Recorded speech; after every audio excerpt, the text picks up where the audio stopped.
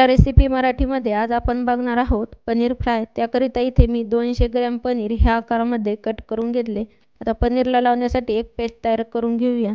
त्यासाठी एका भांड्यामध्ये 1 चमचा लाल मिरची पावडर घ्यायची, अर्धा चमचा हळद, अर्धा चमचा गरम मसाला, अर्धा चमचा आमचूर पावडर, 1 चमचा धने पावडर, अर्धा चमचा भाजली जिरे पावडर,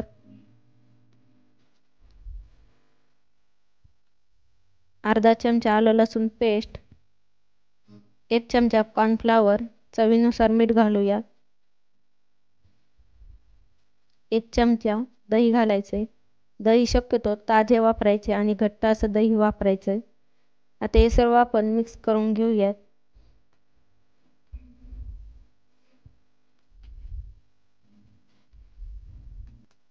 मसाला छान असा दह्यात मिक्स झाल्यानंतर यामध्ये 1 चमचा टोमॅटो सॉस घालूया।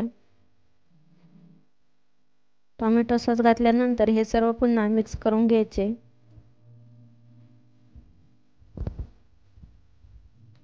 टोमॅटो सॉस घातल्यामुळे पेस्ट थोडीशी पातळसर होते। अशा पद्धतीने इथे आपली पनीरला लावण्यासाठी पेस्ट तयार झाली आहे। तर कट केलेले पनीर यामध्ये घालूया।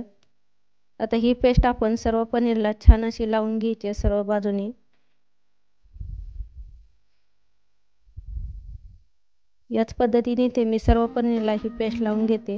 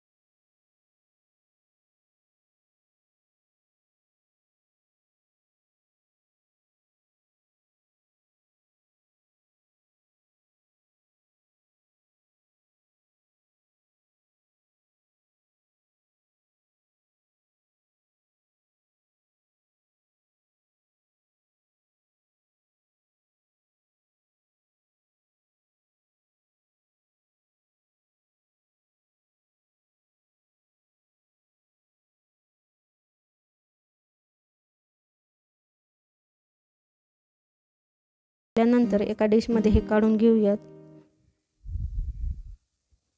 छान असा सोनेरी रंग येईपर्यंत हे भाजून घ्यायचे। अशा प्रकारे आपले इथे पनीर फ्राय तयार झाला आहे। तुम्ही बघू शकता किती छान असं हे पनीर दिसते। घरच्या घरी अगदी रेस्टॉरंट स्टाईल हे इथे मी पनीर फ्राय तुम्हाला करून दाखवले आहे।